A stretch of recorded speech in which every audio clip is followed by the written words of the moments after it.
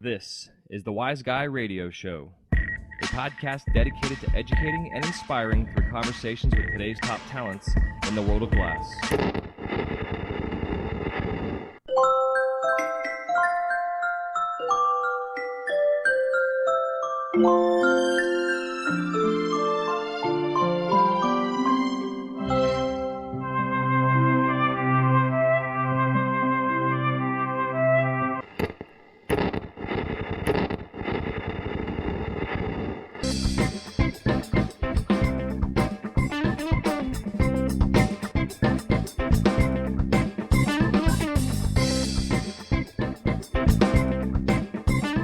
What's going on, Kyle? Welcome to the show, dude. Hey, thank you. Good to be here. Yeah, man. Stoked to have you on here. Going to be covering lots of things like we usually do, including your little beginnings in the glass and also your first excursion out to Vegas to the Glass Vegas trade show that just happened a couple weeks back, and your experience and the success that you found there, which I'm pretty stoked to hear. But we'll get into all that here in a little bit. But before we go there, if you want to get us started by telling us your superhero origin story and how you were introduced to the flame. So going on 5 years ago, I was working in a call center for the largest satellite TV provider. We did the technical support, so when something would go wrong, we would be the ones to send them out. Not a fun job to have. I did that for 10 years. And had an employee that, because I was a supervisor there, met an employee that came to my team, and the first talks with them, you always get to know your employees, you know. And he said he blew glass, and right away I was like, what? You do what? And so a couple weeks later, I asked him to take me a piece for a friend that liked Nightmare Before Christmas, and we had him do just a little Jack Skellington Millie in there, and he invited me over to watch it. Oh, nice. Yeah, and so I went and watched, and immediately it's like, how do I do this? And you know, he tried to give me the scary story of a lot of money, takes a lot of time. And I was like, I've got little money, but I got a lot of time. Yeah. And so he let me watch it, and I just kept on showing up, watching him just make pipe after pipe after pipe after pipe. And so his name's Jared. He goes by Little Guy Glass. Okay. And so eventually he got tired of me standing over his shoulder, and the guy that taught him, named Joe Gentry, he's been blowing glass for probably about 15 years here in Klamath Falls, Oregon. And Joe set me up with a little tiny National, or it was actually a Nortel Major Minor. Okay. And that thing was crap. Yeah, it has like the square nose flame on it. Yep, square nose flame, and the stand was all jacked up. Mm-hmm. It used a screw to hold it in place instead of a bolt, and so it sat to a diagonal angle, and so I didn't even have a flame standing straight up. But he's all, if you can blow glass on this, you can blow glass on anything. And so Jared, or Little Guy Glass, started me out just making marbles. Nice. And this is how you get round. And, you know, of course, mine came out looking like eggs and little rocks. Mm-hmm. But I just kept on at it. Just kept going. And then he had me watch a little bit more. And I just wouldn't give up, pretty much. And from there, I slowly bought my own glass. Originally, I bought the 19-inch, and I was... Was it 19-inch or 19 mil? Sorry, 19 mil. Yeah, I'm sure that 19-inch glass exists out there. I've seen like 72 mil and like 150 millimeter tubing, you know? It's like, oh, Jesus. Yeah, that would not be fun to move by hand, for sure. But yeah, that 19 mil that I had, because I really didn't know much of the sizing yet, mm-hmm. That's what I was trying to make spoons off of, and it was real tough because they were small, and I kept on trying to make them the size of his. And so finally, when I got the 1 inch is really where it was like, oh, that's the size I'm looking for. Yeah. Really helped there. Yeah. And he had me starting to do that. I watched like a wrap for the first time, and then I did that for a couple months, is just trying to get a good wrap going, getting it melted in, and also was doing that with Divardi glass. Some of that worked real well, some of it not so much. And so I was starting to make the wrap and rake spoons, but they just weren't looking right. We couldn't figure out what was going on. So he's all, okay, let me watch you make the whole pipe, because he's all, I don't know what you're doing wrong. and he realized that he's like, why are you holding it like this? And what we found out is because the way I was holding that and I was just all hunkered up, I was emulating exactly like how Jared holds it. Problem is Jared's a dwarf. So he's got scoliosis in his back. He's got to hold his arms a lot different than a normal body would. Right, And right. so, yeah, I was just completely emulating completely what he was doing, opposed to just the shaping. Interesting. Yeah. Huh. That's Yeah. yeah. It's fun So because I know like myself, like when I even like now, like when I watch other artists or anybody doing anything that I want to learn how to do, I watch the physicality of what they're doing, like hand movements and where their feet are going, and whatever it is that I'm trying, whether it's riding a bike or playing disc golf or blowing glass. So I can completely appreciate that. Trying to because like when I teach it, I teach also like do as I do, not as I say, kind of thing. And then eventually I'll let you right. loose to eventually put your own little finesse into it, in your style. So yeah, it's interesting. Early on, you caught on to that, but it was actually not really beneficial for you. A lot of it was, but yeah, that one step that I was doing, and it was while I was pulling the neck, was really where I was getting messed up there. And so yeah, he had me watch Joe that was also in the shop, and we were in his shop the entire time through here. And so that's where I was like, click the aha moment. Oh, that's how you do it. And finally got my first neck down on a spoon. Heck yeah. And yeah, the difference with Joe is he's tall. He's probably got a 2 foot wide shoulder stance at least. I mean, he's a big stocky dude. And so I had to learn how to pretty much take the middle of both of them and bring it into my normal body size Right. and get it done. And then from there, I was able to pick up my first torch of my own, get off of that little Nortel, and I got myself a Bravo. That was my first game changer for me, having the center flame and outer flame, and started going on from there. Started really got the spoons down and was really wanting to do more than just spoons. So I started going into the sculpture side of things. Heck yeah. While I was doing this, I was doing the whole time I was doing it, I was working still full time at the call center, get off of work at between 11 a.m. and midnight, and then go to the shop for a little while, work, go home, go to bed, get up, go to work type thing. Mm-hmm. And that was every other week, weeks on, week off when I didn't have my son. Had recently gone through a divorce, so we were week on, week off. Heck yeah. And then at that point, Jared's house went under with the bank. The owner of it passed away, and so the bank took it over and was reselling it. So we had to move out of there. And so I went a couple months without the torch, and it killed me. Oh That's yeah. where I really knew that was my time. That's funny. The kind of the forced break makes you realize how big of a bug you've been bitten by. Oh yeah, yeah. When you're dreaming about blowing glass and just itching no matter what. Mm-hmm. And so I moved into the place that I am here because my girlfriend and I, at that point, who's now my wife, we found out that we had a baby coming. So we got a place together. And first thing I looked for was it's got a garage. And so that's where I started shop up here. And at that point, I had, once I got back on, started really getting into the cremation side of it and started my LLC with the cremations. And at that point, I'm probably about 3 years into working. Got the LLC going, still working at the other place, and the cremation started doing real well.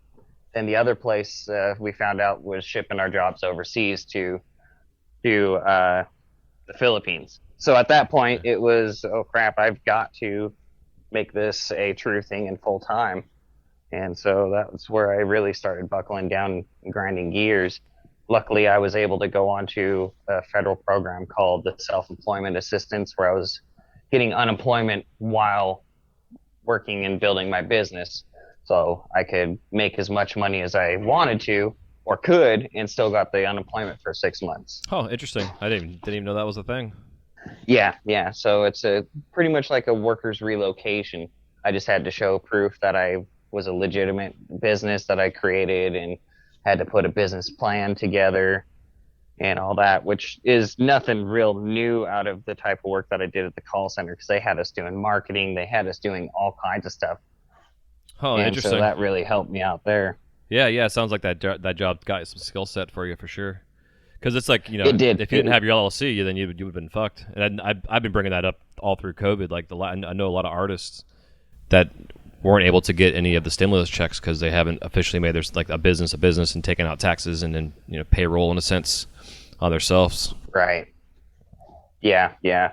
The business was too new for any kind of the PPP loans, but at the same time, I don't like loans, so I was trying to stay away from those anyways. Right. Yeah. Same here. But yeah, I was able to go on to the pandemic unemployment when it really hit the fan, because one of my biggest sellers was, the bazaar, Christmas bazaars and Saturday market type things, setting up a booth and just selling right out of there, and then giving out my business card for the cremations. Right.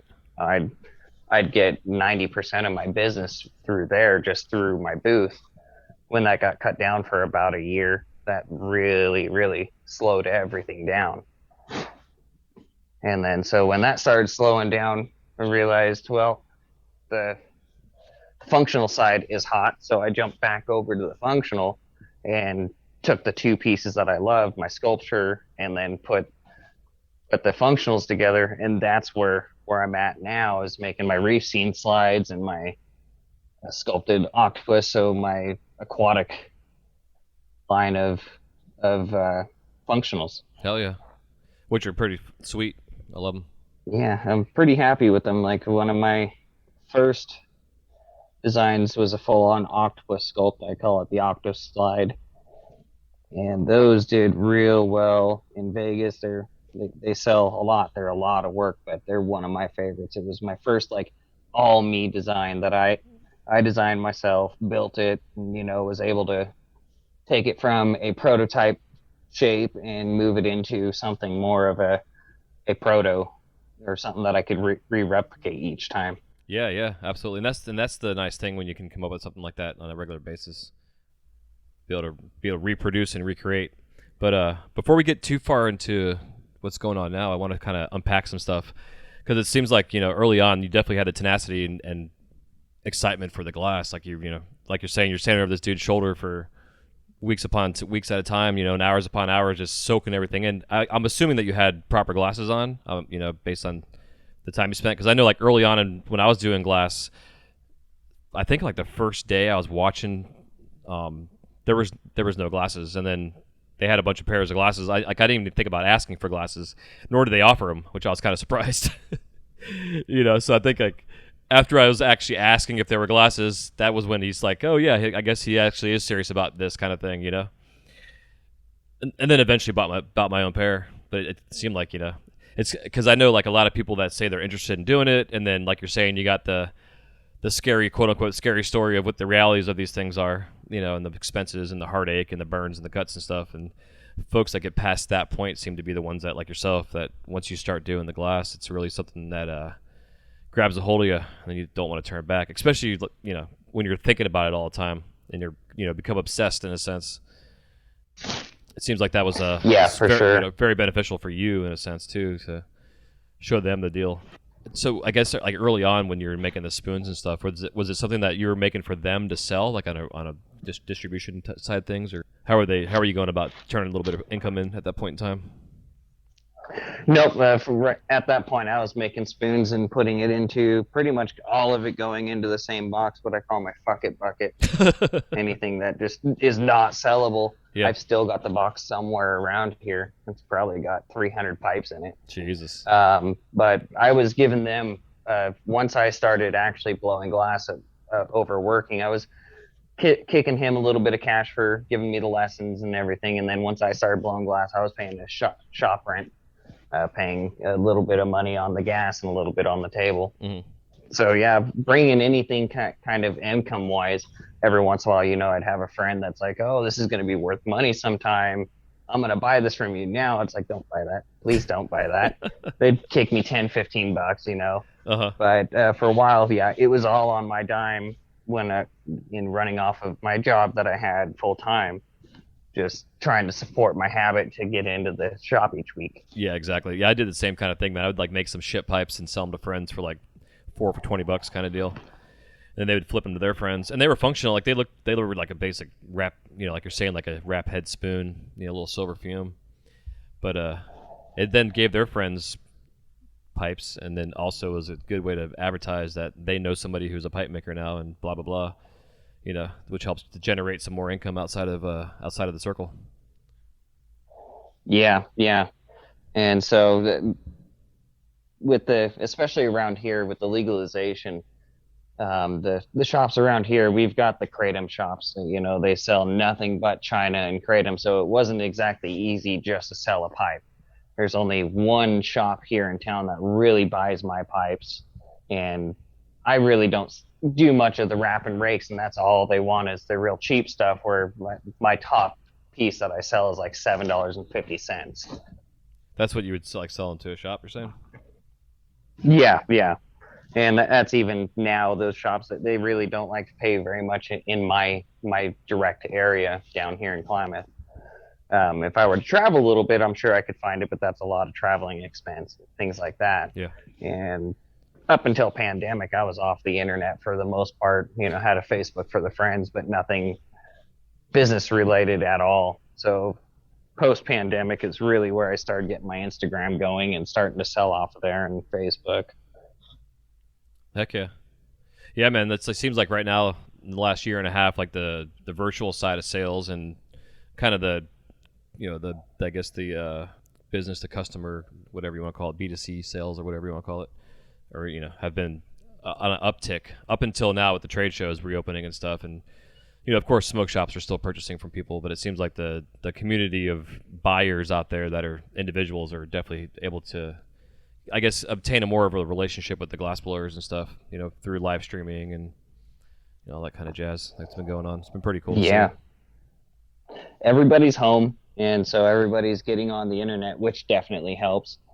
And as well, through some just research that I've done on my own, whenever you have any kind of financial crisis, economic crisis, or anything like what this pandemic's really brought on, there's always what I found a stage for the artisan side of it that comes out after that, where everybody wants to go back to, helping the mom and pop shops and really going into the artisan side. So that gives an uptick. So I think we're on the perfect storm for it. Yeah, I agree. Yeah, absolutely. Yeah, especially because there's the number of thousands of smoke shops out there that, sure, they have local, glass blowers to buy from and people off the internet and stuff, but I know that a lot of them like to get out to the trade shows and see multiples at once, and have that kind of experience and get restocked up. And they haven't had that for over a year. Yeah, you could see they were definitely real hungry. They literally running in through the door when the doors finally opened. It was a cool experience to see that. Yeah. And then getting to see all the sculptures that I had never seen in person. That was another cool one. Yeah, when I first started getting into the sculpture, my first wow was Lewis Wilson. Mm-hmm. I was just blown away by that kind of stuff, and that's really where that got the tick into getting sculpture started, was through there. Through high school and younger years, I had always been into sculpting, and I did Halloween masks, special effects latex masks that I would sculpt. So sculpting wasn't any different. Glass, though, is a catalyst that is totally different, which has kept me intrigued. I think this one, because I don't think you can ever master glass. Even the big masters, they're good at one thing or a few things, but they will never master it through their lifetime. Mm-hmm. And I agree. It's something we'll always chase. Yeah, I know. Even the masters, or even the ones that are I appreciate the being a maestro or a master, but they feel that same way. They don't feel like they're masters. Because the whole 10,000 hour rule to master something, and it seems like I always say with glass, it's 10,000 hours per technique, and there's infinite amount of possibilities nowadays, especially with in the borosilicate side of things, with the amount of colors we have, and there's so much of a learning curve, for those of us that have, like myself, that have been in this industry for 20 plus years. that we're used to having just a handful of colors, and now we have this, 15 different companies producing just amazing product out there. So it's yeah, I completely agree, and I always tell people too. I have trouble turning my fucking torch on sometimes. I haven't even really mastered that yet. So yeah, see how it goes. Yeah, without getting it to backfire. Yeah, something. Yeah, like my Carlisle has like a slight, tiny little propane leak on the outside propane knob. And there's times if I haven't run my torch for a couple of days, and I try to blow all the gases. Like I'll turn my torch on, my tanks on, and increase my pressure and run the gas through my torch. But every once in a while, I'll have to have just a slight little bit of propane that gets stuck. And I'll go to turn on my oxygen, and like the little tiny flame comes on, and then it just goes away. And then all of a sudden, like I get this backfire pop from that outside propane kind of exploding. And it's always great when it happens at like midnight when I'm just out there, fucking around, pissing off the neighbors. Yeah. It's like my liquid oxygen tank going off at 3 o'clock in the morning, like an F-16 in my carport kind of thing back in the day. I'm sure my neighbors love that too. But yeah, man. So I guess to back up a little bit too. So you're the cremation stuff. I find that intriguing too, because it's like early on in your career, that's for me thinking, getting into the sculpture side of things, getting into the memorial glass, and using ashes is a whole nother trick. It's like I've been doing work with that stuff for about 5 years, and having talked to other artists that also do this and work with this material. There's so many different variations and ways of going about using it properly and not properly, and then not to mention like having it shipped to your house. Like there's some certain legalities out there for shipping a dead person through the mail, kind of thing. Right. Different regulations and stuff. So like I guess early on, what was the little catalyst for yourself in a sense to want to get into that field? I mean, obviously, it's financially wise. You look online, it's some of the stuff that's out there, they're going for hundreds of dollars for little paperweights and things. Yeah. When I first got into it, and when I was starting to get into my head that this is something that I could really make work, I wanted to find something, one, that I could get myself into a niche for, that I could support myself with. And like you said, I saw online those prices, and that for me, honestly, I went the opposite way. I was like, whoa, that's ridiculous. Something that, that same pendant that I can make, if I sell it at my Christmas bazaar, I'm getting $40 tops for it, but because there's ashes in it, they're selling it for $300. Mm-hmm. So I knew I could make a good wage out of it and still slash my prices in half of that and make a fair price for the customer, Mm-hmm. opposed to what I felt when I see those, and still feel when I see a lot of those prices, is they're taking advantage of an impulse buy. So something where they feel they need to buy it right now. So if you throw them $1,000 while they're already looking at caskets or deciding to go to cremation side and looking at funeral costs, they're, oh yeah, whatever, let's just get it done. So if I can take, a $300 piece and really, between my time and labor, turn it into $150, then it's a win-win all around. Yeah, dude, I always wanted agree. to. Yeah. It was an easy decision there, but I also wanted to do something that has a purpose. Mm-hmm. And taking care of somebody's loved one is definitely, I felt, one of the most important purposes that I could do in glass. Yeah, that's awesome. Yeah, I that's my thing about making them too. Is it's an emotional experience. When you're having this loved one's ashes in your in your studio, and I mean just having to spoon them out and add them to the glass and make it up, and hoping that there's no leftovers of ashes in the material that you might be throwing away. And like I had a mulberry, blueberry, blackberry bush, or some sort of berry bush out in front of my studio back in the day that would dip my spoon in the ground at the end of the day if I had any leftover ashes on it. Sometimes it would stick to like the old beeswax I had, and I didn't want to like wash it in the sink, so like this little bush I had out front had like just a really fine bit of powder, but it was enough for me feeling like, okay, I want to return this person to the earth and make them part of this plant in a sense. Yeah, for sure. There's always a little bit of residual residue. When I'm doing cremations, my entire table gets cleaned. I have a large graphite marver that the ashes go onto. And then from there, I only pull out the little bits that I need. And like you're talking, having scrap glass. It's one thing when I have my when I made my line of first items to do, it was all something that I knew I could 100% do and not lose the piece. Any other piece, if I break it while I'm doing production, trying to do it as fast as possible, just throw it in the waste bin and just go to the next. Yeah. When it comes to ashes, that's not an option. Yeah, exactly. I know. Yeah. So yeah, and that's part of my prices why I can see why they go a little bit higher is because I definitely slow way the fuck down. Hmm. It's not a race at that point. I'm not like trying to slow down just to make some money on the hourly rate. I want to make sure that everything is nice and happy throughout the entire process, so I don't lose the piece. Yeah. Yeah, I actually had a buddy of mine. He told me to like pre-kiln the ashes, like run them through a kiln cycle, which I guess does something to help stabilize it a little bit.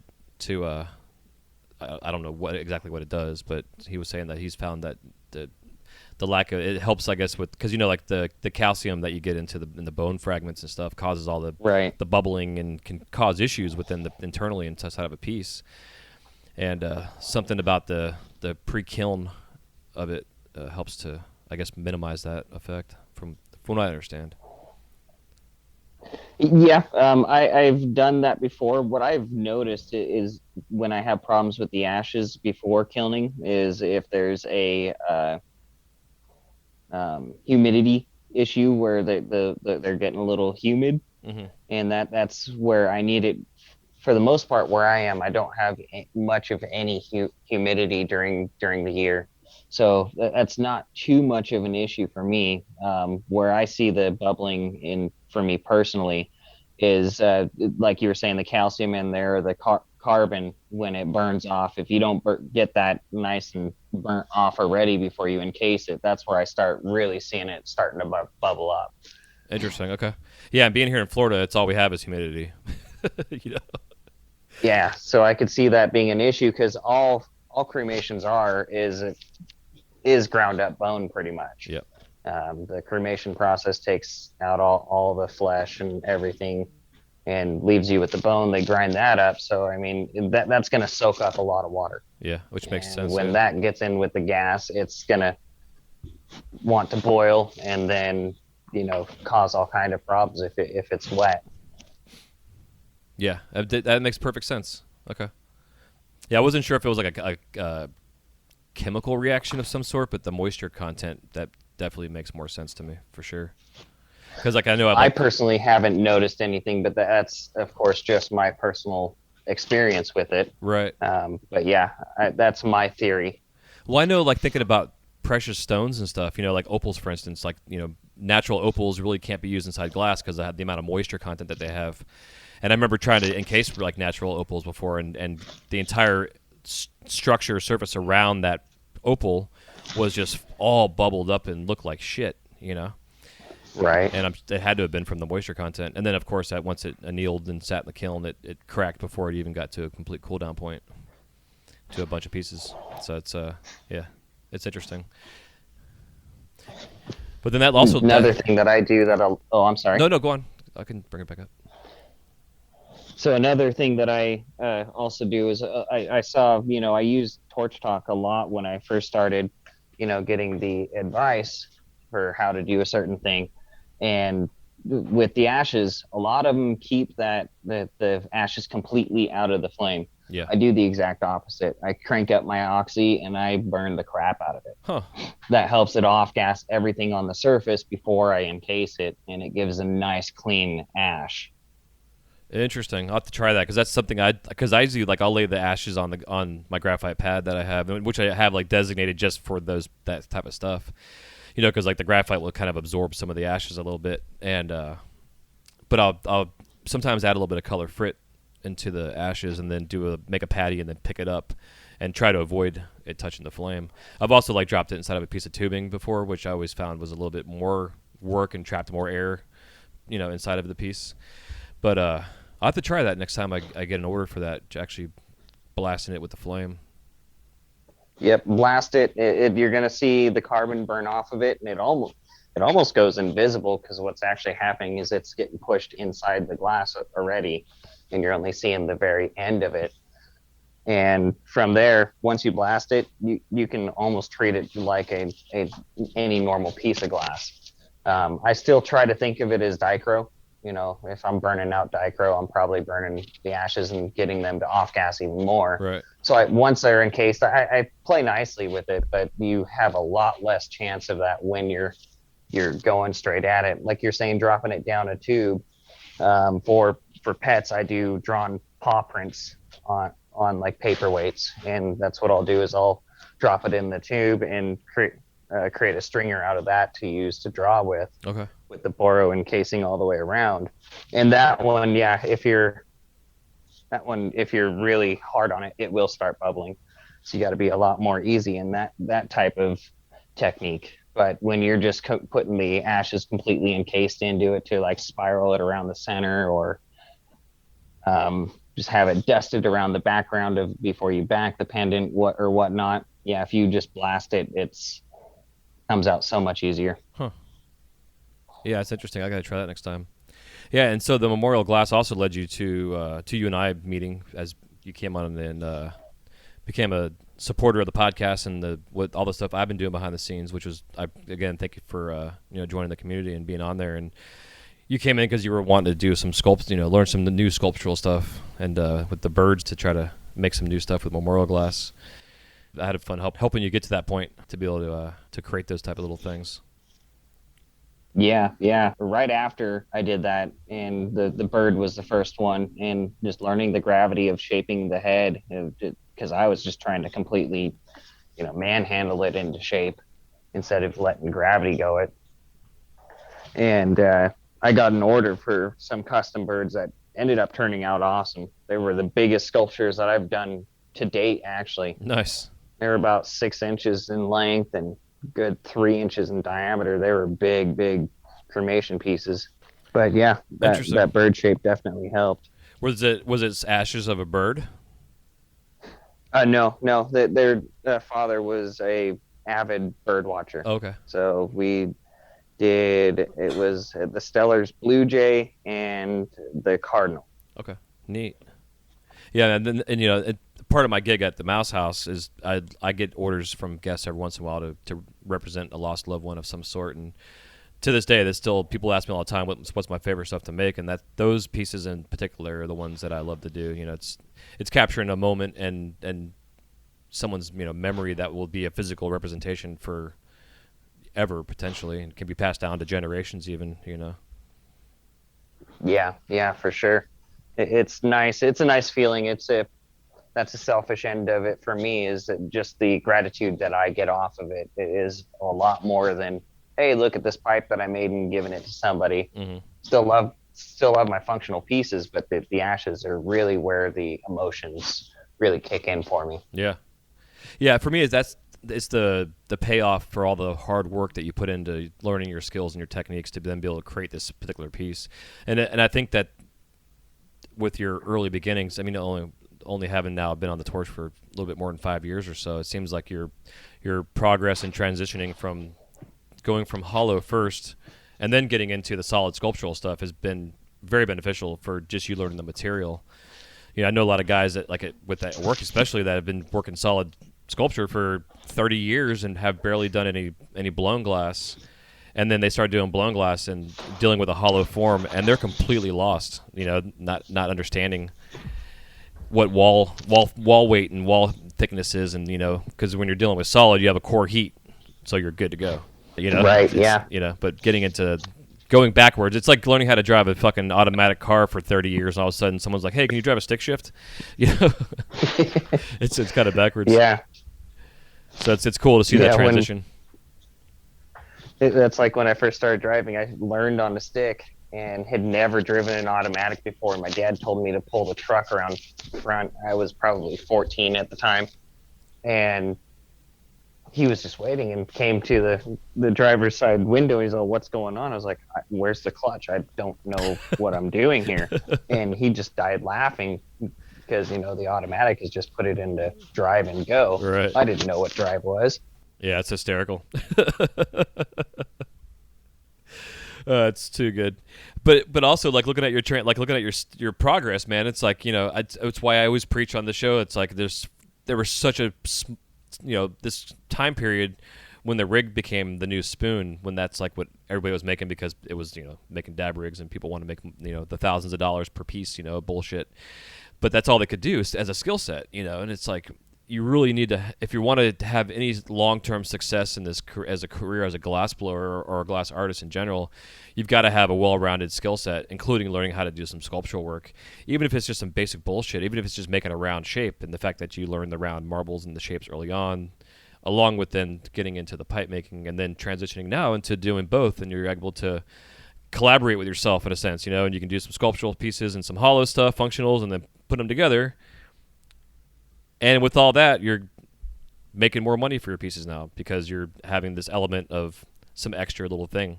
Like, like back in the day for a spoon, I would say wholesale a spoon, like a basic wrap and rake spoon, no extended carb, no marbles. I would wholesale them for like $5, maybe $7, depending on the size. But then I would add like a little lens of like ruby on the side of it, and then have an extended carb that matched. And I would just add an extra $1 to the piece, or maybe an extra $5 because it had 3 or 4 marbles on there on the side of it.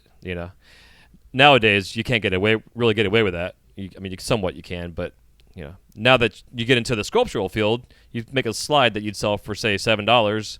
You throw an octopus on there, and adds another $5 to $10 value to it, and that could be a wholesale value as well. Yeah, for sure. And like you were saying, yeah, it was nice going from learning the hollow at first, and then going to the sculptural side and learning the solid a lot more. That really helped me understand just the movement of the glass, and then putting them all together. Because a wrap and rake spoon, as soon as I slapped on an octopus, and I don't just do a little round dot and let it fall. I really sculpt them out. Instead of a $15 spoon, first one went on auction for like $126. I was like, holy crap! I know where I need to start focusing on. Yeah, for sure. And those kind of auctions, they're hit and miss, I know, for a lot of people, but it's also a good place to kind of help set price points and kind of get a feel of what the audience is looking for, and and can get some immediate feedback, which is nice. Yeah, for sure. I got onto a Facebook site. It's a 50 and under. And just to be able to set it up, it's a lot of people that are looking for newer glass. It's even in the description on the Facebook page, it's newer glass artists. So there's going to be flaws in the work, but you get a discounted price for it. And yeah, I just started doing auctions on there, and it really helped me get a price point of where's the market at, because all the pieces would go over that 50, but it started at 0 and do the same once. So like the first one went for 126. Then they started averaging out the next 3 that I did right around 85, 90. So I knew that was a fair price point to start putting onto that piece. Yeah. Yeah, absolutely. Yeah, it's cool, man. And it's also nice too if you have like smoke shops within like a 20-mile radius around your location. You can drive around to shops and kind of compare your items that you're looking at making, and then go into these other shops and kind of get a vantage point of what other artists are asking or they're selling their work for in these smoke shops. To really, really fine tune your pricing and not undercut this, obviously, but by just having that fair market value idea of your pieces, so they're going to sell. Yeah, that's one thing. Being able to go to Vegas and be able to see that a little bit more. It's like I was saying around here that it's all you see is the same Chinese pipe that's bought off of DH Gate through each shop in town. We have 2 shops. One sells American glass, but that one is owned by a guy in a different town that has another shop, and so he fills it with only his stuff. He doesn't buy from any other locals at all. Huh, interesting. He'll have a couple bigger name pieces that are in like a display case, but the rest are his. So being able to getting out and seeing a lot more of the smoke shops, that I'm not used to in my local area, was a big eye opener. That was cool. Yeah, man, that's it, which is a good transition. So, you started creating this new line of work and you're finding success, kind of getting these things moved and stuff. And then all of a sudden you get a chance to get a call from Las Vegas that they actually are going to do the trade show for one, but also they have a spot for you, kind of last minute. And this gave you what, like 3 weeks, something like that, to prepare for it, maybe 4 weeks. Yeah. So one thing that I forgot to mention is when I got into the sculptural, one of the first, of course, like I said, Lewis Wilson was my first like the awe type moment. I saw Eli Mazzei online, and started watching the videos that are on YouTube and Torch Talk of him, and just the extreme wow factor. Like, wow, I want to do that. And found out that he's only a couple hours ahead of me or above me in Eugene, Oregon. And so I went up there for a glass run and went to the Saturday market, met up with him, and started bullshitting with him. Asked him if he did any classes, and told me not right now. I was like, oh crap, darn. Kept on talking. He's, I'll tell you what, why don't you come over to the shop one of these days, and we'll just do a private lesson. So my first sculptural lesson was with Eli Mazzei, and he's got a lot of influence on my pieces. But later on, we were chatting, and we were talking about Las Vegas. He's like, dude, you got to be there. And so I put in my application. That was probably about February. Okay. Didn't hear anything back from him in COVID. That sounds like is what really was the delay on those. So I did a 420 sale and sold all of my pieces, sold out. The very next day, I got a call from Las Vegas saying, hey, you got a booth. And then it was like, oh, crap. This isn't like a little Christmas bazaar where I can put out, 4 pieces and go, okay, I had 3 weeks to make all these, so this is what I've got. I've got to make enough to, make my money back. So it was like 3 weeks in a day. I got over 100 slides made. Hell and yeah. That's 100 animals put onto the 100 slides with the reef scene. So it's got the coral, the starfish drawn on them, the sea anemones, and then the animal along with it. Yeah, that's it was busting your ass. Yeah. I had the TV going, and I just put on something that I could tune in and out. I had Supernatural played from season 1. Just kept on playing it just to listen to while I was working. Nice. My wife would completely and truly appreciate that you said that, because that's like one of her favorite shows on the world.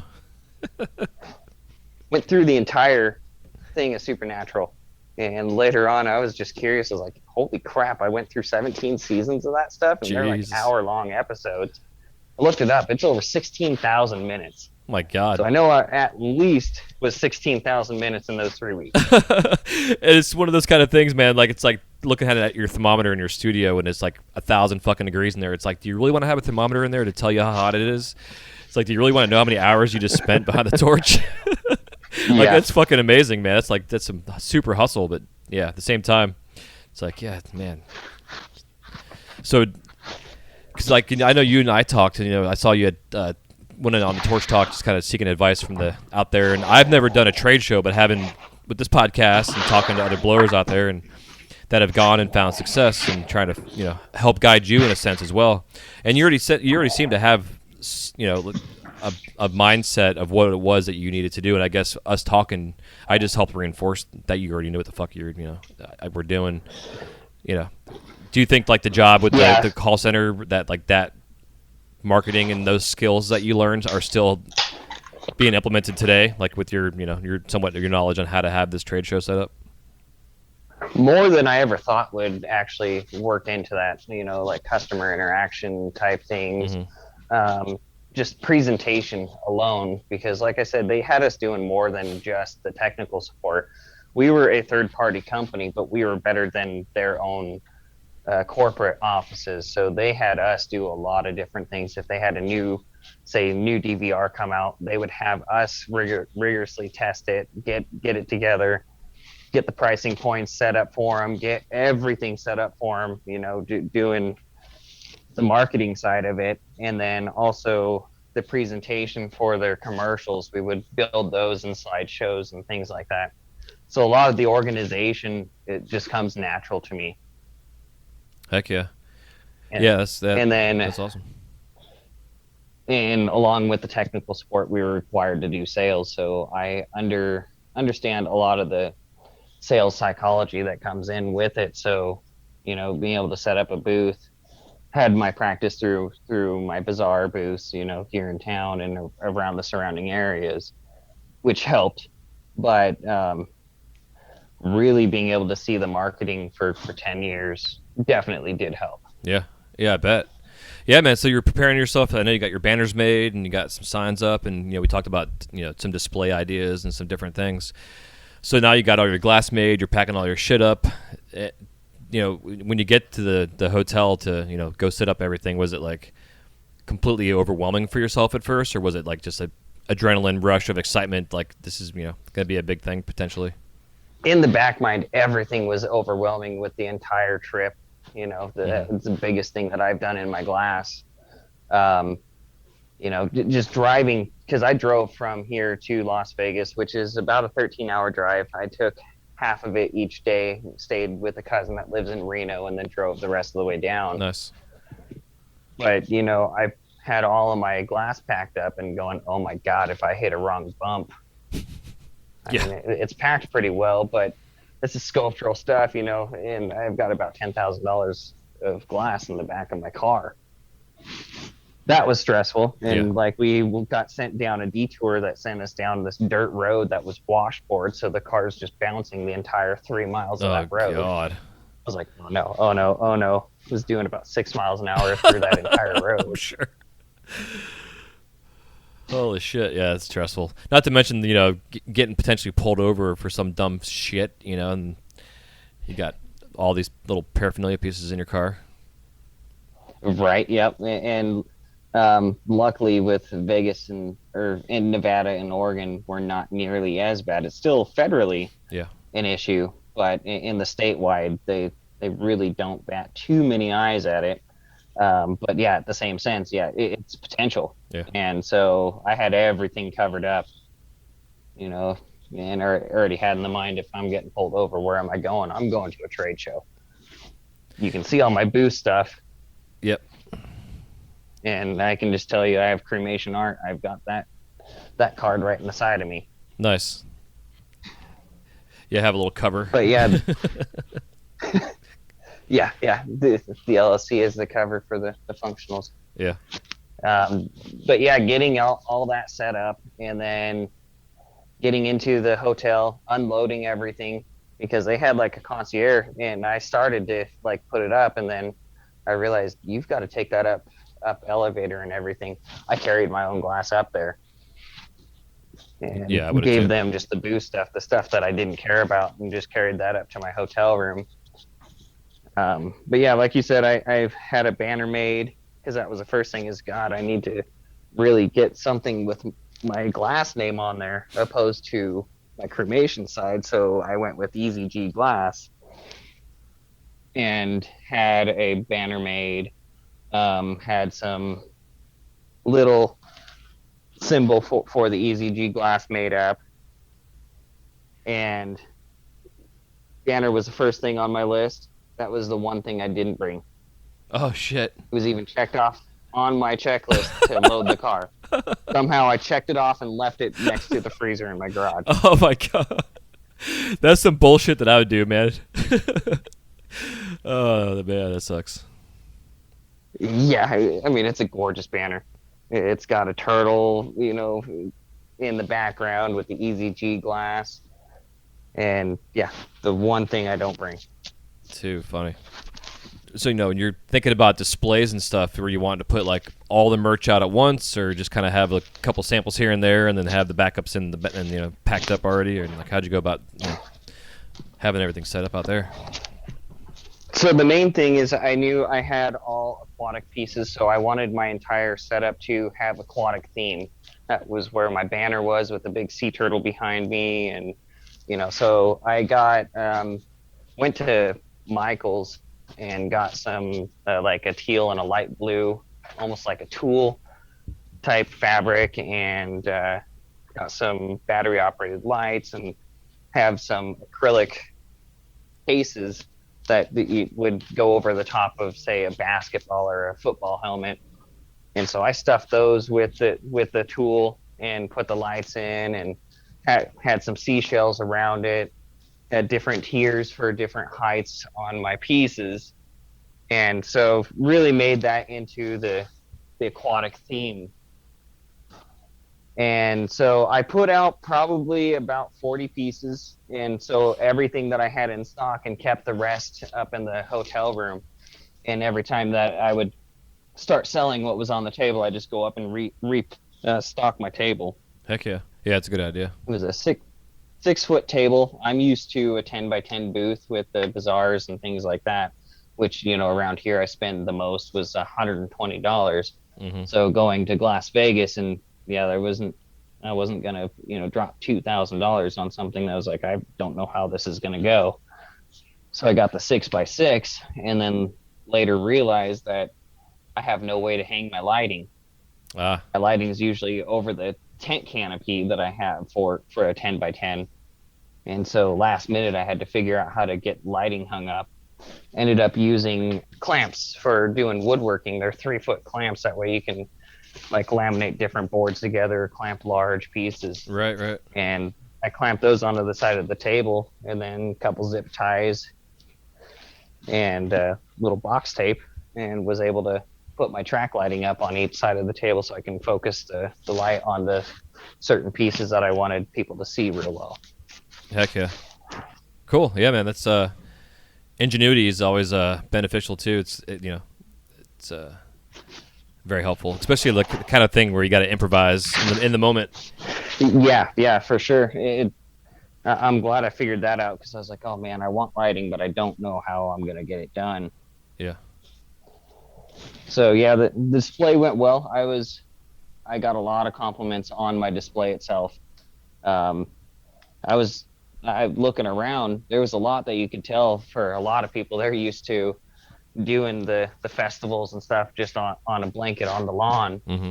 And so they didn't have anything hyped. So me raising my tiers, and just I put it together real nicely.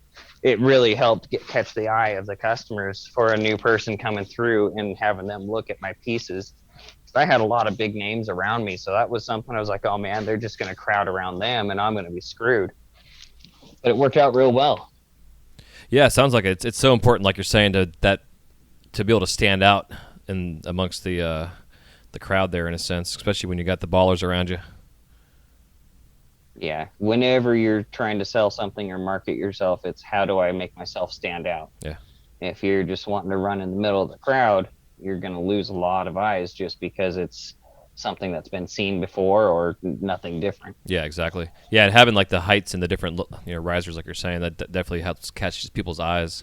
Or any kind of movement, like Walt Disney, when he designed and developed Disneyland, and also the other parks, a lot of the layout design was based on what he calls his wieners or weenies, and they were basically, which the name weenie comes from him coming home at night, and he'd get out these two, like the story goes, he'd get out 2 cold hot dogs and would like wiggle it around for his dog, and that got his dog's attention, so his dog would get a hot dog and he would eat a cold one. And so like when you go into the parks, right, it's a funny thing, but you go to the parks, and like you go to the central hub, say a Magic Kingdom, and if you look through Cinderella's castle, the weenie that you see in the background is the carousel going around. And then off to your right, you see the little rockets going around in a circle, and off to your left, you've got the Aladdin carpets going off. And they're just little things that draw your attention, that bring you into that space. And it's so important to have that, to have your weenie, in a sense, for your displays. It's like why a lot of clubs and other big parties and stuff have the big spotlights, the searchlights going off, because you see that driving down the highway, you're like, oh, what's going on down there? Yeah, for sure. Having a focal point, and that's where I was glad to be able to have the track lighting. Is like my full-on octopus sculpts, or the octo slides. I had them further up high, and then I had a spotlight just completely on them, so they would catch the attention, and that would bring them in, looking at everything, and then going through, and then that's where they would start. Okay, what are the prices on these? And I could give them a low price, a medium price, a high price, back to another low price, to the normal price of all the stuff that I'm selling, and it really helped. Heck yeah. Did you offer any kind of like packages, like 50-piece packages or 20-piece or, assorted packs, that kind of stuff at all? I did, yeah. They were a lot smaller. I kept my sizes down because a lot of the pieces that I sell are $45 wholesale. Okay. So for a shop, it's still a little high Right. in the mindset. It's not, a $15 bowl. So I created a price list, and I had 3 different packages that I put on that price list for Las Vegas. One was a 5-pack, and those were pretty much like an introductory price. And just a starter pack, just to, if you didn't know how your shop's going to do, we can test out these 5 pieces and then give orders later once we see how they do. Mm-hmm. And those I sold for $5 over the wholesale. Okay. And then I went down to the 10 packs, which had 6 14-millimeter slides that I do at $45. 35-millimeter reef scene slide, which is slightly smaller, and it has a shark on it, or a seahorse, my fastest animals. Those are 35. And then like my water scene slides that are just the cobalt blue with a little bit of ghost in it, and then an animal, 35. And then a push bowl octopus, little outside frit with an octopus drawn onto it as a handle for the bowl, for 25. And then like 19s are 45, and then my octosculpts were 55. And so yeah, it was 6 14 millimeters, 1 35 millimeter, then a water scene, the 19 millimeter, and the push bowl, so a 10 pack. And then I also offered a 12 pack for a couple items that I didn't have time to make, but had my TV in the background with a slideshow showing those other 2 pieces of the Sherlock that I make and the spoon. Nice. Did that draw attention to people asking about those too? Yeah. And then when I'd be talking to them, and they're all, "Did you make all these?" That's a common question. Yeah. Yeah, I made them all. That's why I'm here. But of course, you're not saying that sarcastically to them. Right. And then I got into the story. Each time I had three weeks to get all this done. This is what I got done. Their eyes open up, and this is what I also offer behind me. And they'd see the TV and like, "Oh, that's cool." Heck yeah. It's I think that's cool too, given a time frame. Like, you don't want to over exceed expectations in a sense, but it still gives them an idea, like, if they're going to place an order, they're not going to wait for a year to get it. Right, yeah. Did you just sell pieces there, or did you also take orders? Took a lot of orders. I sold quite a few pieces, but a lot of them wanted them to be shipped from me to them because they're also flying in and out. So, like right now, I'm booked probably until the end of July, which is nice, which will turn me into Las Vegas. But I'm also, when I set out my calendar for each order, I doubled the amount of time that I think it's going to take. That way I'm not putting 3 weeks and never seeing the family type thing. So I'll be able to get those out quicker than I have onto my calendar. And so that'll exceed their expectations, yet still giving me a plenty amount of time to be able to fulfill the orders and also be able to restock for champs. Yeah, absolutely. And it's that whole, what is it? The under, what is it? Under promise and over deliver, I guess it is. Yep. That was another thing, from the call center. When we'd have to send a technician out, when is it going to be before you get the calendar up? You always told them, like, it's going to be a week out, even though we knew it was 3 days in their area.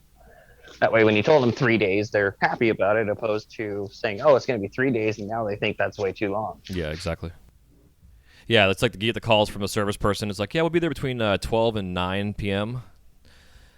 It's like, come on, man. It drives me nuts. And then they show up at 8:45, or sometimes they show up at the first hour, but your whole day has to be blocked out for these assholes. Exactly. It's like, it's not like I have a job, or it's not like I had things to do today. Yeah, exactly. And so we had talked about, some part of our conversation, before you went to the show, was talking about taking deposits or selling it outright, and how to go about that, because some artists out there do take deposits on larger orders, and some don't take any deposits at all, and they just make sure that they continue to follow up with the shops to let them know, you're on my calendar for this date and this date, and here's my expectations for getting this done for you, blah blah blah. So how'd you go about that for your first time experience? So I decided not to go with deposits on this run. The only time that I did deposits is I've got a couple large orders that they're expecting over that 2-month period. They said, I want to get these, in progression about, 10 each month. Cool. But I want to set this order up with you now. Those are the ones that I took a little bit of a deposit for. That way I'm not just, making an exorbitant amount to just be sitting on. Yeah, exactly. But for like my 10 packs and 12 packs, I'm contacting them as they're getting started and as they're getting finished type thing. Also, my minimum order that I set up, a lot of the people out there that I noticed had like $2,000 minimum orders. So when I tell them my minimum order is $250, they're like, okay, cool, let's just start that now. Yeah. So yeah, that went okay for that portion of it. One thing that didn't go very well is I'm drawing a blank on it. Pretty much the ticket book to write out the orders on. The one I brought was accidentally the one from last year, so I had one sheet for invoices. There it is. Oh man, shit. So on the fly, I had to download an invoice app on my phone and learn it while I'm trying to pull an invoice from a customer. So I'm writing down orders and stuff. Yeah. Yeah, the organization there will definitely be better next time. Yeah, absolutely. But I've always liked the digital online ones like that. Like the so you can just send an email, easily. Right. Yeah. It was nice in that fashion, but not knowing the software and the layout of it kind of was a pain in the rear. Yeah. Did you have anybody go with you, like as an assistant? I did. I took Jared, Little Guy Glass, with me. Okay. He went with me to help me out with the booth. And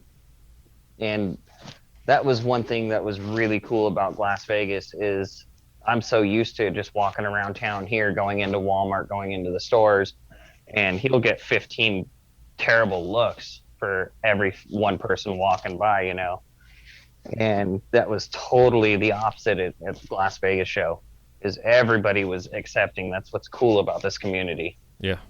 Yeah, I agree. They're nice and easy to approach him. They weren't, screaming and running because they saw a dwarf. Like I used to laugh my head off because, walking by and you see people literally take 3 steps to the side quickly trying to get away. Right, like he's got some sort of, like he's a leper or something. Yeah, or a fucking troll under a bridge going to take off their face or something. Yeah. Yeah. Yeah, people are so ignorant out there. It's stupid.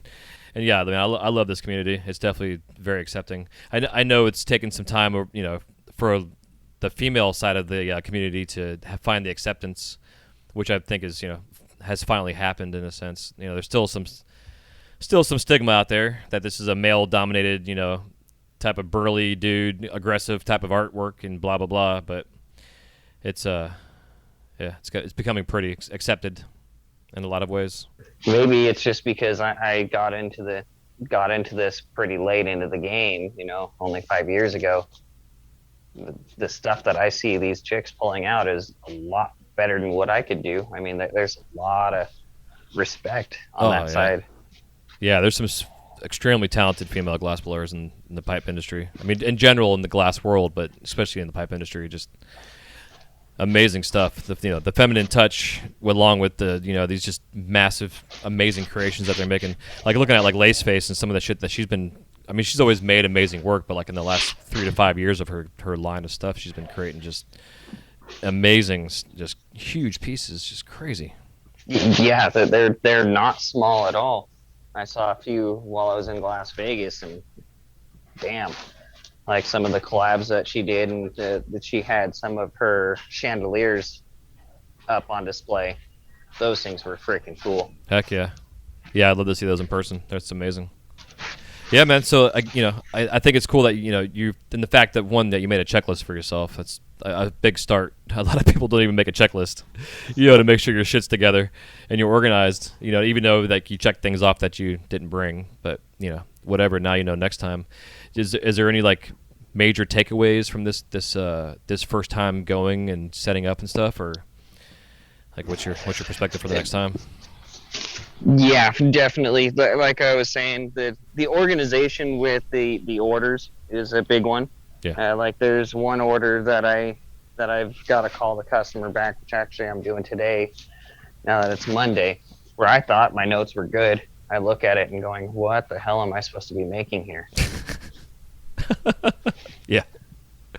I've got some numbers and some words on there, but those don't. That's not English writing at all, so I don't know what I just wrote down. That's funny. Did you create like a catalog numbers for your items? I did not, and that was one thing that got missed off of my to-do list. And one of the things that I just had to push under the rug was actually making an order form type thing. Yeah. And so I've got a catalog with everything listed out, but they weren't numbered or anything like that, which would have helped with my orders, like, number 17 times 4 type thing. Yeah. Which will definitely be happening this time. And because I didn't have my invoice book, that was also part of the problem with my notes, because I was actually taking my price list. I printed off 100 sheets of the price lists. And so I'd grab one when somebody would put an order, tape their business card to it, and then take the notes on that. Yeah, that's good. That's a good way to do it. I know, like, some things I've thought about doing for myself was like just making a basic catalog sheet with a little box where I can actually write on that space like quantity numbers, so I can ahead of time, but also then have a copy for the shop to have as a takeaway in a sense, so that they can always have that, and they can keep that so they know, for one, that this is the order that they place with you, but two, then they have like a simple little catalog that they could see your work on paper and for future orders, or have absolutely. it directed to a website or something like that to place orders with. Yeah, so I'm definitely going to be reinventing the wheel on that one in my head for getting that proper. So I guess not even reinventing the wheel, going back to the wheel. Yeah. And getting that done. Another one that I didn't even think of is taking payments right there. I took my card reader, which I'm used to at my Bazaar booths and everything, but I didn't take into effect that I got a new phone, which is the Note 20, that got rid of that little headphone jack. And that's what that reader took. So I had no way to take card payments for the weekend. I had to scramble to get that. So I got to get a new card reader that works with this phone set up. Yeah, definitely. Yeah, and I know like a lot of shops too pay in cash. Like forever, it was always cash on hand. And for a lot of reasons, I know shops pay in cash. But right. That's definitely something too, is making sure you have some kind of form of change to be able to break some bills. That was the other thing. Yep. Change. I mean, I had my gambling money in the back of my pocket. Luckily, each time that we needed change, it was like, oh, there's a 20 right there. Okay, there's a 5 right there. Yeah. But I didn't even take my my actual change box that you put all the different 1s, 10s, 5s, and change into it. Mm-hmm. That'll be going. Another thing that I underestimated and didn't even dawn on me really is the amount of pretty much like stickers. Everybody goes crazy over stickers. Yeah. I didn't realize that. I had so many, where are your stickers? And the first thought was, my what? So marketing in that sense of not just like, hey, look at my glasses, here's my merchandise. I never, ever thought of that. And it would be a thing in the shows, but yeah, it was a big one. Yeah, definitely. Yeah, business cards or like a little flyer card of some sort, and then stickers for sure. Yeah, that's definitely a big one. So I got some stickers designed and made. Those are in the mail for the next show. Awesome. But yeah, didn't even think that far into marketing would translate over to the glass side of marketing, not just my glass, but also my name as a brand. Mm-hmm. Yeah, definitely. Yeah, and that's what I'm finding more and more as this industry grows, is like brand recognition really is a big key into success. And looking at like the artists that are the quote unquote ballers out there, back in the day when they all had their underground incognito names that they went by, and now that And then at some point in time, Facebook made everybody put their real name on there instead of having like your fake name or alias or whatever. So these guys and gals that had these aliases turn their alias into their name and their brand, and that's what they're still going by, but it's more of a brand. And now we know the artist by their person, but we also know their artist by their brand and their alias or whatever. Yeah, for sure. And in my mindset, because I mean, I've seen artists put out that like say Elbow had some stuffed dinosaurs Mm-hmm. for sale at the booth. And I was like, well, I'm not a big name like that. There's no way I would need that. And the amount of people asking for them, it's like, okay, so I need something. Yeah. Yeah, merchandise is huge. Even like you're saying, stickers for one, but you can do koozies, especially with the amount of companies out there now that are printing on demand for things. It's pretty easy to get coffee cups and shot glasses and all kind of shit. I mean, pillowcases, you name it nowadays. It seems like they can print something on it for you. Yeah, it was like on my booth, just for display purposes, I made some little, well, actually my shopmate made them for me to help out, but they were just slide stands with just a clear marble at the bottom as a base with the female joint attached to the top that sits perpendicular or vertical, and to stick the slide stands in to display them. Then I had those on top of little LED light bases, pretty much what you would put a marble on, or put those square acrylic laser etched pieces where they sends different colors. So I had 12 of those for each of my different slides that I had featured with the lights on them. And there were so many of the shops that just said, can I buy those stands? Oh, yeah, totally. Yeah. The 12 that I had on stock, those sold within the first 20 minutes of the show. Huh, interesting. Because they're like, can I buy those? And I knew I had 12 more at home. So I was like, sure. Yeah. How much? And so I was like, let's say $6 a piece. They're all sold. Okay. Hell yeah. Was it the kind of thing that you would just give the customer right away that thing, or did you tell them to come back later and pick everything up? So with that customer, I was like, yeah, I can definitely sell these. I just asked to be able to keep these throughout the show so I can display my pieces. And that was one of the customers that just asked me, hey, can you just ship all of the stuff to me when you're home? Cool. Yeah. So I was able to keep the light stands. I put them back in the packaging boxes, and I'll just ship those out with his order. So yeah, I went online, bought a lot more of those. The site that I got them from, because of pandemic, I bought all of the ones that they had left because they're a Chinese product, of course. Yeah. And they don't know when they're coming back, so I just went ahead and bought them all.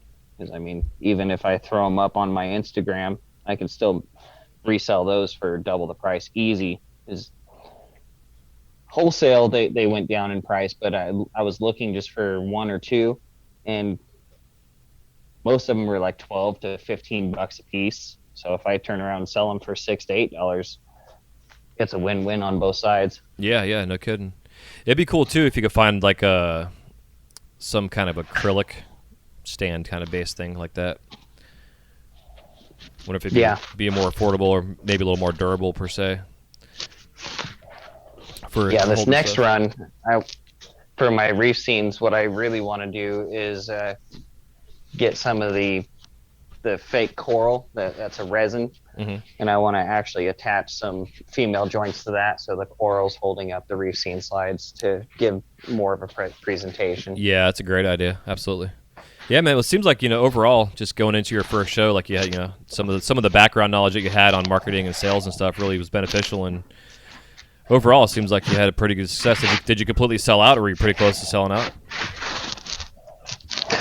But based on the amount of orders, I sold out of everything that I have, and then plus some that I've got to make. I ended up coming back with about 45 pieces, but I'm going to be able to repackage those and put them in different packages and ship them out. So they're all spoken for. So yeah, technically I sold out. Hell yeah.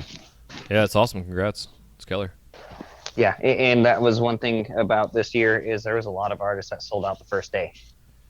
Yeah, that's what I was seeing. Had to shut off orders. Yeah, that's amazing. Because, I mean, they were so hungry for sales. Yeah. They're like, I'm set for a year out. I don't know how I'm going to get this done. I got to stop taking orders. Yeah, it's I love that concept and idea, but for me, it's like I think about like an author who gets like an advance on a book and like the pressure of having to get this book done in a certain amount of time and not to have that creative, ability necessarily because you're under the gun, to get shit done. Right, Yeah. right. I mean, there's a lot of things that I want to experiment with, but that's going to have to go on the back burner because I'm Right. making these pieces, but at the same time, I'm making enough to be able to keep going and keep thriving at it, which is nice. Yeah, yeah, absolutely. Yeah, the consistency is perfect, for really for anybody. I mean, shit, to be able to get orders for a year, man, it's bananas. But it's I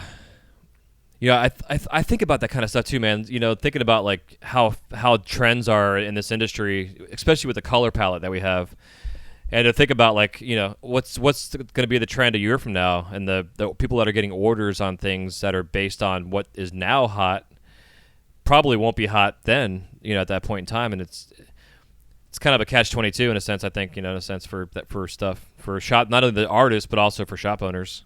It's a weird dichotomy, but again, it's a blessing also to be able to be that booked, for an entire year. Jesus.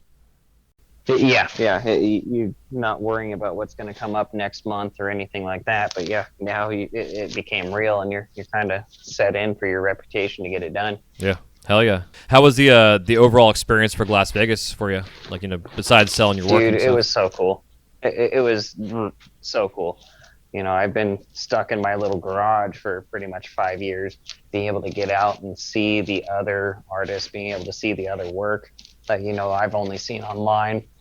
I'm there to make money, and there were so many pieces like, oh, I want to buy that one, I want to buy that one, I want to buy that one. Yeah.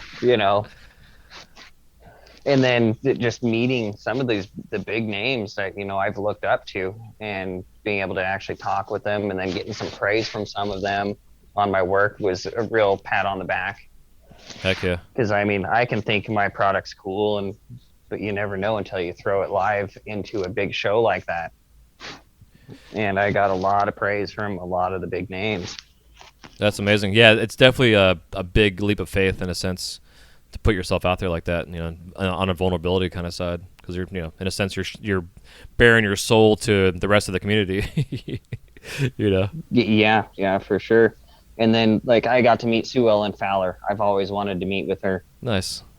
And nice woman. She brought like 5 things for her booth. She didn't have much. She sold out immediately and just sat there and talked with people. Hell yeah. Yeah, man, that was my big thing. I wanted to get out. I was just going to go fly out for 24 hours. And, like, I'd say within the week that we were planning on it, because my wife flew to Boston, and we had everything timed out for me to be able to fly the same day she was flying out to Massachusetts. And one of my coworkers had a family thing, so we had to cover some shifts for her. And then the house where I was renting where my studio was on the market for not even 3 days, and they didn't even put signs in the yard, and the house is already under contract. So I had to immediately, come up with a game plan to get my studio broken down, and then where am I going to find my new studio home? And I already had some ideas, but was able to get in with the guys over here at the Orlando Glass Union, which I'm pretty stoked about to be back in a collaborative, studio community like that with a bunch of artists that are doing their thing. And even if I'm only going to be there maybe 1 or 2 days a week, it's still going to be nice to actually go into a sweaty studio with a bunch of other people doing their thing. Yeah, when you're working next to somebody, it does help for just the motivational push. I notice for me personally, and also to get more creative. Yeah, exactly. Just bouncing ideas off of each other. And like Jared or Little Guy Glass, he had an eye surgery that took him out for a couple months. And so I was in here just working alone. And yeah, you get stuck in your own thing, and it's tough to get out of that artist block almost sometimes. Yeah, completely. Yeah, but that's basically what kept me from getting up there. I was just kind of last minute scrambling. But I'm definitely gonna be there next year. And talking to Amy Short, who's runs the show basically with her amazing crew that puts this all on. I believe she said that they had like 6, maybe 7 weeks themselves to, when they got the opening, to say, okay, we can actually do this, to then contact everybody and make all the arrangements, blah blah blah. And then they had to wait till like the 1st of May to figure out what the current regulations were going to be happening with the COVID, protocols and stuff. And it's Yeah, it's interesting. Not to mention that their source of income is trade shows, and they didn't have a trade show for a whole year. So they weren't getting any income. So it's great to hear from yourself, but also seeing through Instagram and talking to other artists, like this was a highly successful show, and is going to benefit the entire community because of it. Not only those that are running the show, but also that are benefiting from being there and being a part of this. It's pretty amazing. I'm definitely there next year. Like I've got myself a spot already put aside, and I'm truly looking forward to it. Like I'm gonna spend this whole year just getting stuff put aside and stocked up and shit, and just really hone in my craft and show up with a bunch of stuff. Try and sell out myself. Not only my glass, but also interview artists and chit chat and bump and rub elbows, and it's I'm looking forward to it. Yeah, I'm already excited for next year. I mean, I've already got the money in the bank account put away, ready. That way don't have issues next year. That way I can make sure I'm there. That was one thing I was talking to with a lot of artists and coming to realize is that really all I need to really be successful in this is just to keep showing up to the shows, get my name out there and get them to see me on a regular basis. So that's where Champs is coming in here in 2 months. And this one, I'm going to participate in a little bit more. I'm going to do the shot glass competition. Nice. So that'll be fun. Got like an hour and a half to do a piece there. But it's pretty much unlimited prep. The only thing that I can't do is a puck. So, I mean, they're really not worried about the time frame like I've seen some of the other competitions. It's more of just make the baddest piece you can. Yeah. So it'll be cool just to be able to see what others bring up, but just to have fun and compete with that will be fun too. Yeah, definitely. Is it like a bring your own torch and kind of setup? That's one thing I'm unclear of and that I'll have to clear up. I think they've got torches there, but yeah, that wouldn't be a problem for me to unhook my torch since I'm driving. I don't have to worry about flying it. Yeah. Anything like that. If I end up going to like Champs, the winter show, I'll probably have to fly because I don't want to go through Donner Pass, in the winter. That doesn't sound like fun to me. Yeah, no shit. Yeah, man. Well, I think all that being said, man, I think it's a good time for us to take a quick break, thank some sponsors, and then we'll come back and it'll be time for us to crash the kiln. Cool, sounds good. This segment is brought to you by the supporters of our Patreon. For as little as $1 a month, you can gain access to early releases of podcast episodes, monthly coaching calls, video tutorials, and more. The first 20 artists to sign up and join our founders group will have lifetime access to online courses, coaching calls, and much, much more. If you'd like to support the show while growing as an artist, head over to our community at patreon.com/wiseguyradio or use the link in the show notes and sign up today. That's patreon.com/wiseguyradio. That's WYZGUY radio. All right, we are back. So the Crash and Kill round consists of 7 questions. If you want to give me anywhere from a 30 to 60-second answer or expound upon them as well, as we typically do. And the first question I always like to ask is if there's any living glass artists that you like to collab with and work with that you have not yet done that with. Who is it and why? That's a tough one. One, because to put my glass with any of these other cats, that would just be an honor. And also just trying to find something that I could actually collab with. But if I were just to go into the realm, one of the ones that I would love to put pieces together with would be Blossom Glass. Heck yeah.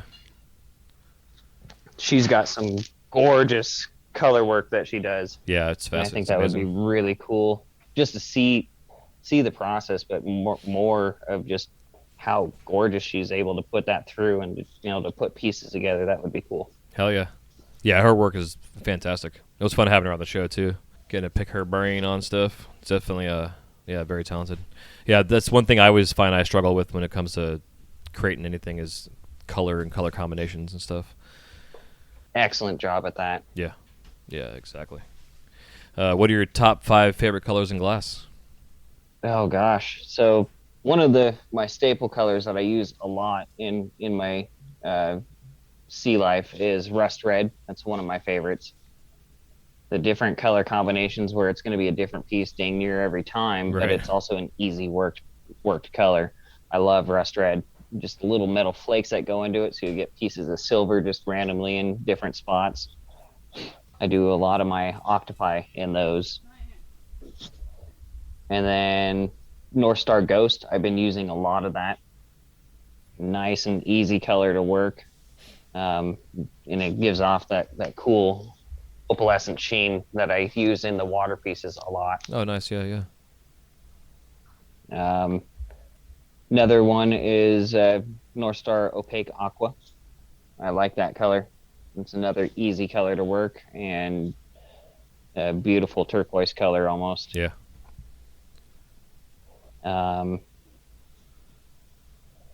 Then I'd say Galaxy. I've been doing a lot with Galaxy. For me, that's been the easiest black to work. I have not had any livering issues with that one at all. Nice and stable. I don't see the shocking issues that I do with any of the other ones, even jet black. Huh. And gives a little bit of a sparkle. So like on my orcas, I use the Galaxy in it, where it's just that little added touch. And further from there, I mean, there's so many colors, but I know, right? I'd say any of the Stardust colors, tag Stardust colors. I love using those. Hell yeah. Yeah, they're great to play with. I like using them and mixing like cobalt with them or something like that or pomegranate. Mix them up a little bit. Yeah, I haven't done that. It's fun.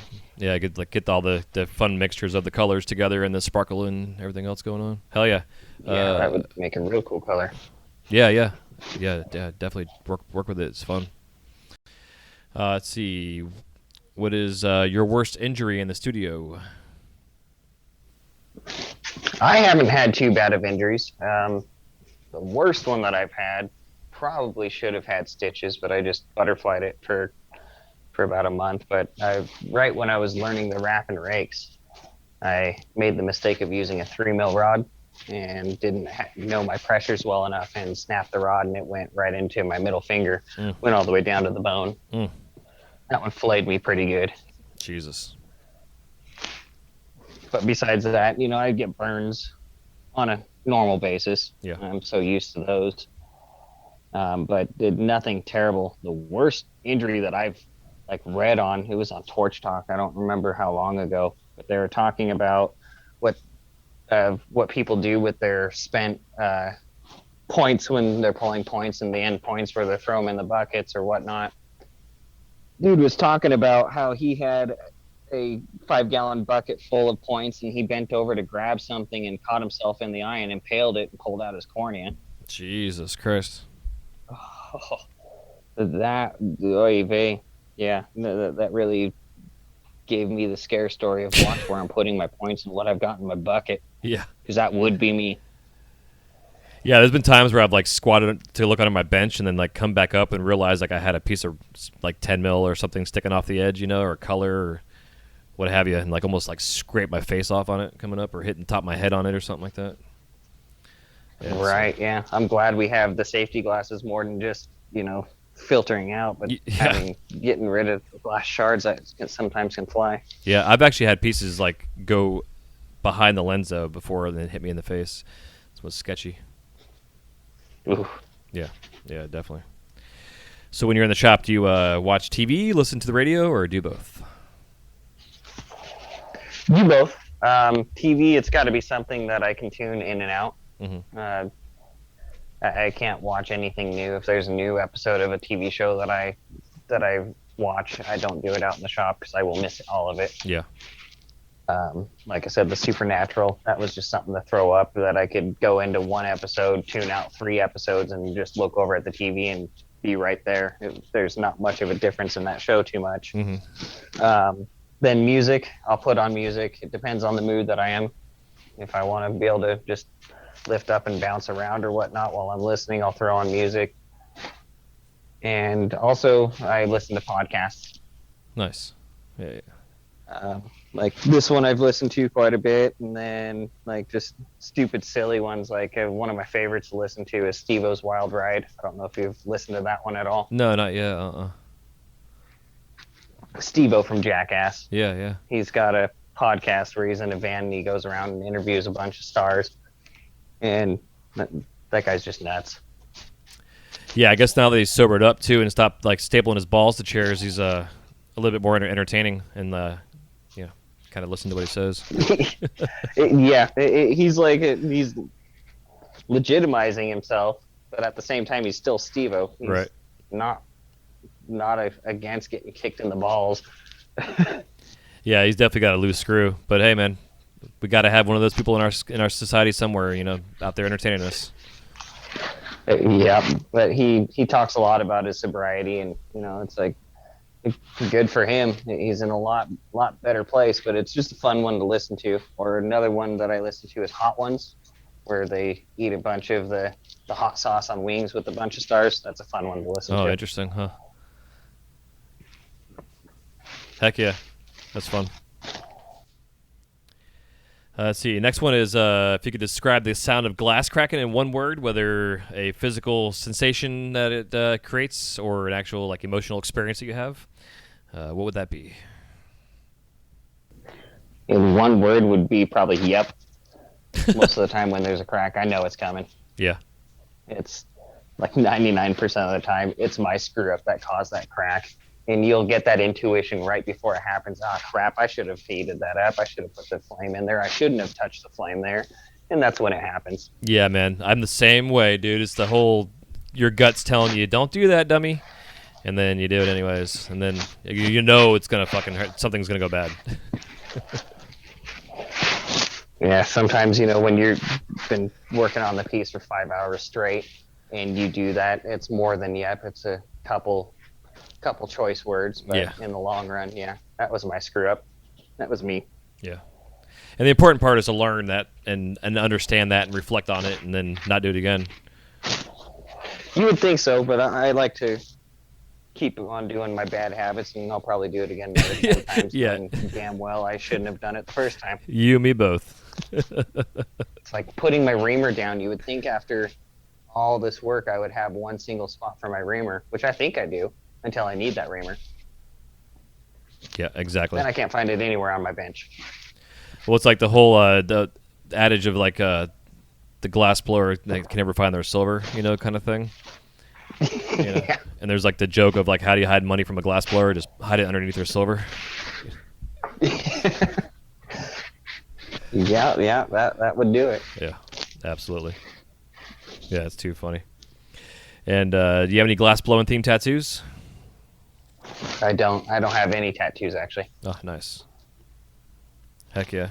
You ever think you would? Thought about it while I was in Vegas. I thought about it. Yeah. There was a couple nights where I got tuned up just enough, but luckily we were in a spot where I didn't see a tattoo parlor. Nice. It's like a Blue Man Group tattoo. What do I want to do? Totally tattoo. Yeah, definitely. That's awesome. And last but not least, what are your top 5 favorite tools? And that does not include your glasses, your kiln, or your torch. First one I would say is a pair of kitchen tongs that I've got.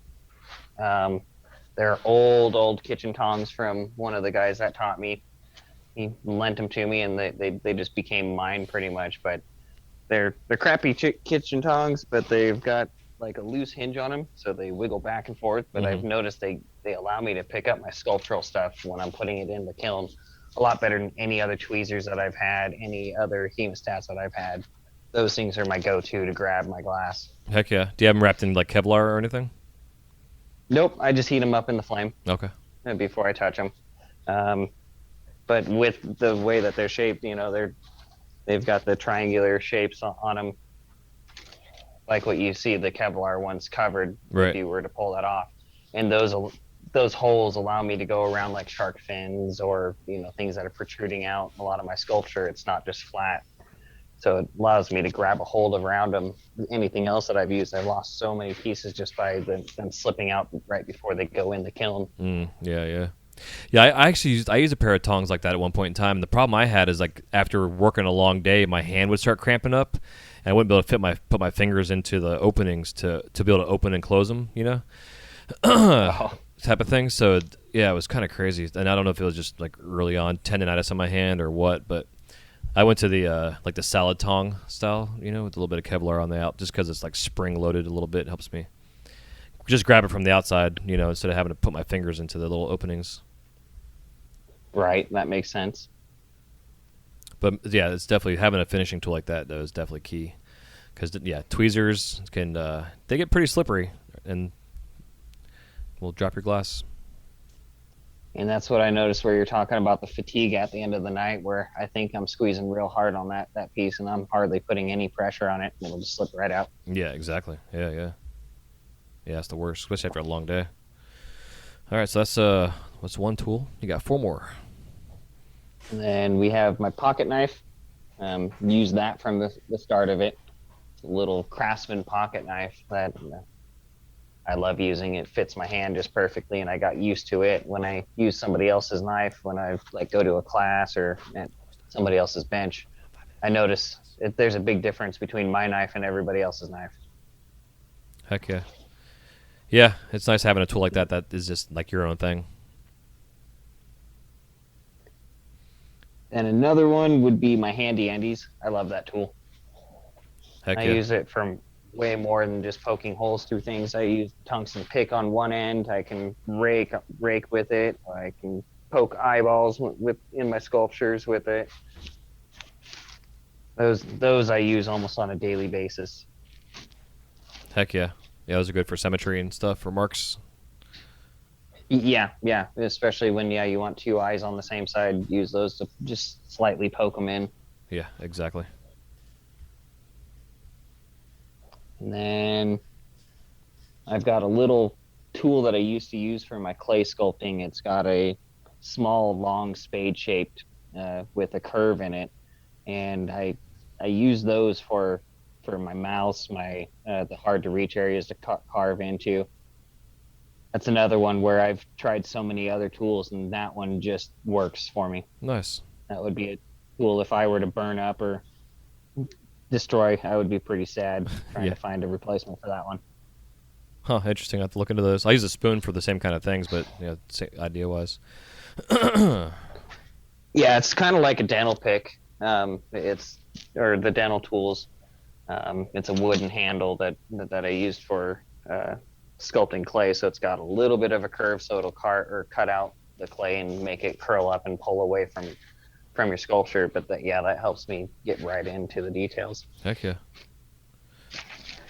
And one more. And then last one would be my tiny marble mold. I mean, it's so small that I wouldn't be able to make a marble out of it, but I use that for my silver. I use it for mashing things down for sculpting. A lot of my rock pieces, I use that piece, so that's a staple tool there. Heck yeah. Yeah, it's good to have tools like that you can have specific uses for them, or also be a versatile tool that you can use it for all kind of things. It's amazing what you can find you can use. Yeah, those are like the first tools that go into a bag when I travel to like do classes and things like that. Everything else, I can use whatever, but those I really go to. Another one that I like is my graphite beam arbor. Use that one on a daily basis when I'm breaking down tubing. Doesn't leave any scars, but nice and easy to use. Mm-hmm. Hell yeah, man. Well, that's a good little list there. Definitely some new things that nobody's ever mentioned before, which I appreciate. So, yeah, man, with all that being said, I'm definitely glad to have you on here, just kind of get some of your background. Even though you and I, together go back and forth talking on a regular basis within our little Patreon community and stuff, but it's a pleasure to have you on and sharing your journey with myself, but also with the community out there, and some tips and pointers on, having a successful trade show and learning and the lessons you got out of it, and it's pretty stoked to hear all of it. So, yeah, I appreciate it, man. Hell yeah. Well, before we let you go, if you want to give us a little bit of parting piece of advice and where we can find you in cyberspace. Sure. Parting piece of advice is that just don't stop. Don't give up. It's going to happen. There's been pieces that I've been dreaming of since I've started that Every once in a while I'll pick up and try again. I'll just keep on getting closer. Like the octopus slide, I've been wanting to do that for years, and finally it just clicked one day. So just don't stop. Heck yeah. And to find me on Instagram, easyglass, easy.g.glass. That's where I post my functionals. My Facebook page under Kyle Geise, Geise, is where all my pictures of my cremation glasses. Also on Loving Memory Glass Facebook page. Cool. I'll make sure I have all those links for you guys out there to find out in the show notes. Make sure you go give Kyle a follow on Instagram and see what he's got going on and keep up to date with him, and definitely reach out to him and let him know you heard him on the show today. Thanks again for tuning into this episode of A Glassblower's Companion. And Kyle had some great advice and some insights, and I hope with the takeaways you get out of this, if you're ever going to be doing a trade show or any kind of event in a sense where you're going to be showcasing your work, it's so important to be prepared and learn from previous years and experience, but also to learn from other artists that have been there and done that. It's going to save you a lot of headache and time. So again, until next time, thanks again for tuning in, and we'll see you on the next episode. Happy melting. Take it easy. Peace.